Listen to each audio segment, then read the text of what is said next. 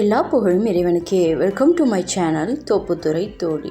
இப்போ நம்ம பார்க்க போகிற வீடியோ ரமலான் ப்ரிப்பரேஷன் வீடியோ தாங்க பார்க்க போகிறோம். ரொம்ப யூஸ்ஃபுல்லாக இருக்குங்க. இது முஸ்லீம் பெண்களுக்கு மட்டும் இல்லைங்க, அனைத்து பெண்களுக்கும் இந்த வீடியோ ரொம்ப யூஸ் ஆகும். வீடியோவை ஸ்கிப் பண்ணாமல் பாருங்கள். பார்த்துட்டு வீடியோ பிடிச்சிருந்தால் லைக் பண்ணுங்கள், ஷேர் பண்ணுங்கள், சப்ஸ்கிரைப் பண்ணுங்கள். வாங்க வீடியோக்குள்ளே போகலாம்.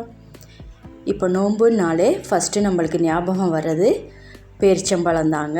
அதை எப்படி இன்னும் ஹெல்த்தியாக சாப்பிட்லாங்கிறத பார்க்க போகிறோம்.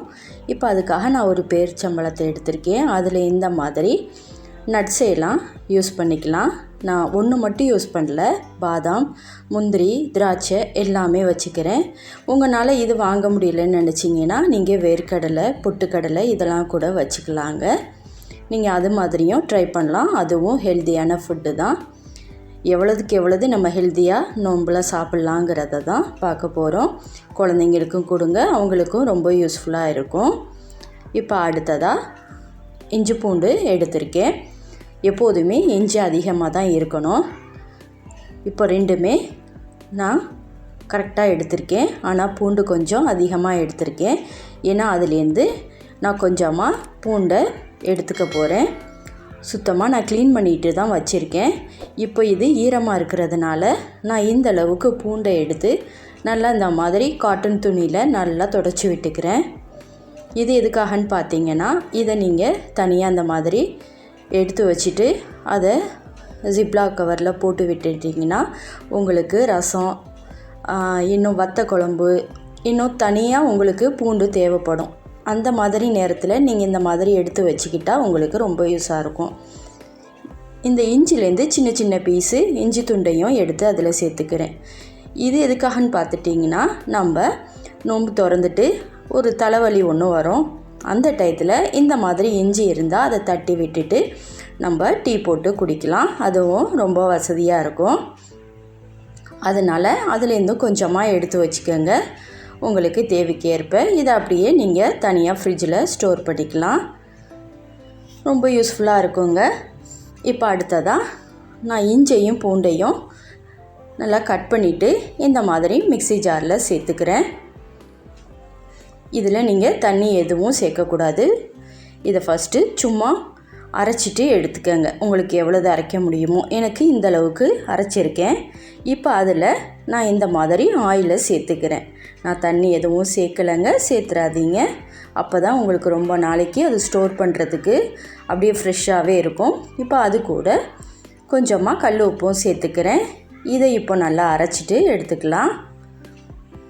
இப்போ அரைச்சிட்டேன் பாருங்கள், இந்த அளவுக்கு அரைஞ்சி வந்திருக்கு.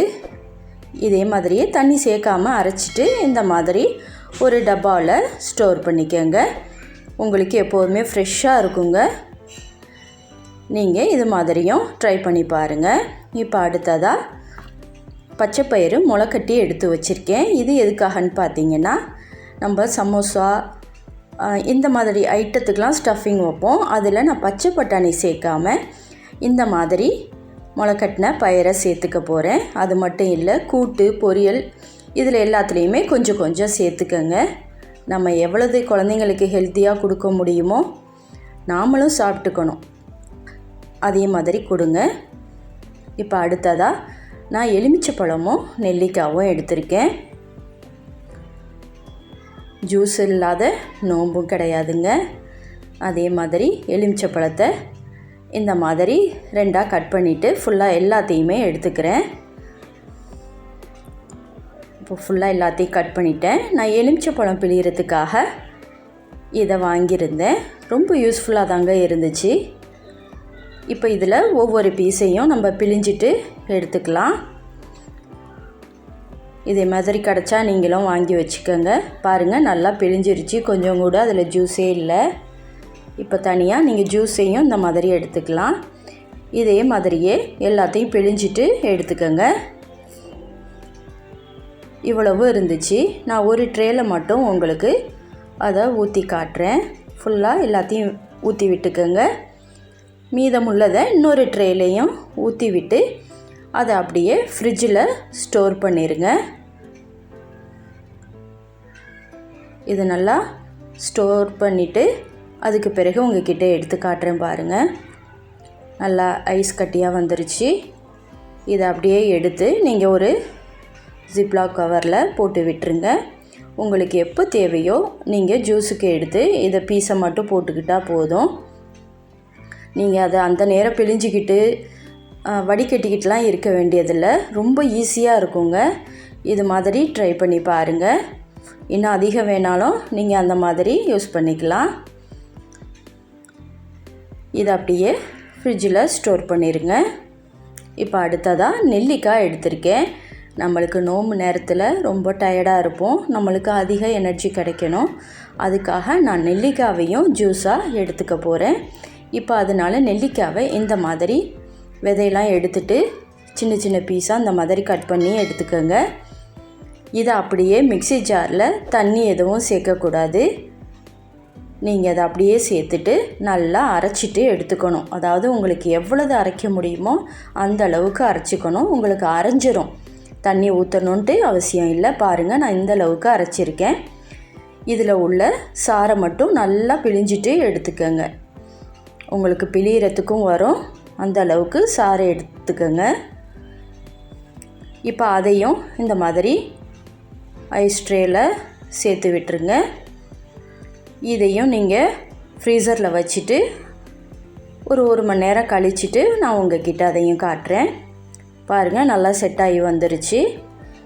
இதையும் நீங்கள் ஜிப்லாக் கவரில் போட்டுட்டு நோம்பு திறக்கிற நேரத்துக்கு ஒரு பீஸை எடுத்து போட்டு உங்களுக்கு தண்ணி எவ்வளவு தேவையோ சேர்த்துட்டு நீங்கள் அதில் தேன் கலந்தும் சாப்பிட்லாம். ரொம்ப டேஸ்ட்டாக இருக்குங்க. நெல்லிக்காய் தானே, அதை எப்படி சாப்பிட முடியுமான்னு நினைக்காதீங்க. அவ்வளோது ஒரு டேஸ்ட்டாக இருக்கும். நீங்கள் நோம்பு நேரத்தில் மட்டும் இல்லை, மற்ற எல்லா நேரத்துலையுமே நீங்கள் சாப்பிட்லாம். குழந்தைங்களுக்கும் கொடுத்துட்டு வாங்க. இதிலையே நீங்கள் உப்பு போட்டு ஒரு துண்டு இஞ்சி புதினா போட்டு அதையும் நீங்கள் ஜூஸாக அடித்து அதையும் குடிக்கலாங்க. உடம்புக்கு ரொம்ப ஹெல்த்தியாக இருக்கும். இதே மாதிரியும் ட்ரை பண்ணி குடிச்சிட்டு வாங்க. குழந்தைங்களுக்கும் கொடுங்க, பெரியவங்க நீங்களும் சாப்பிட்டுட்டு வாங்க. நாம் நல்லா இருந்தால் தான் குடும்பத்தையும் கவனிக்கலாம். இப்போ அடுத்ததாக நான் பாதாம் பீஸுன்னு எடுத்திருக்கேன். இதை நல்லா நீங்கள் கொஞ்சம் இடிகள் வச்சு நல்லா இடிச்சிட்டு எடுத்துக்கோங்க. நான் அந்த பேக்கெட்டோடையே வச்சே இடிச்சுக்கிட்டேன்.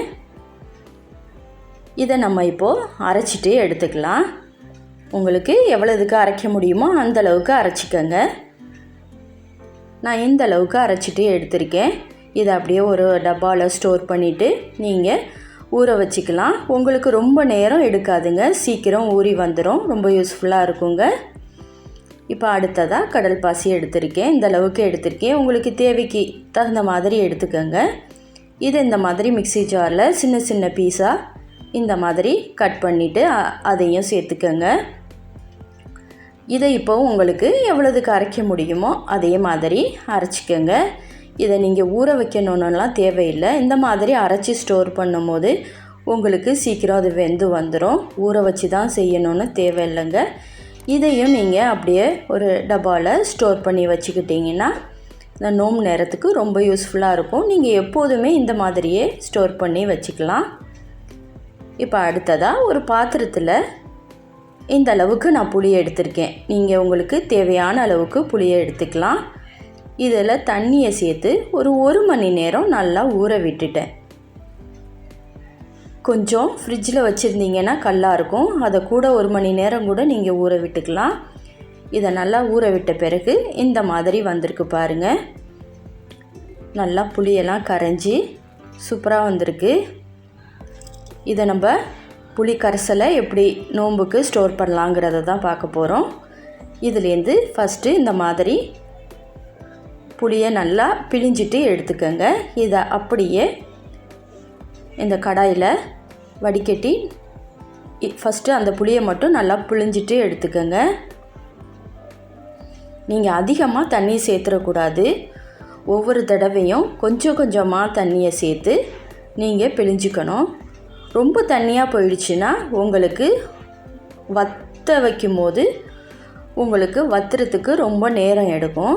அதனால் நீங்கள் புளியை இந்த மாதிரி கொஞ்சம் கொஞ்சமாக தண்ணியை சேர்த்து நீங்கள் கரைச்சி விட்டு எடுத்துக்கணும். பாருங்கள் எந்த அளவுக்கு சேர்த்துக்கிறேன்னு. இன்னும் கொஞ்சம் கூட சேர்த்துக்கிட்டாலும் ஒன்றும் இல்லை. இந்த அளவுக்கு நல்ல சக்கையாக வந்துடும்.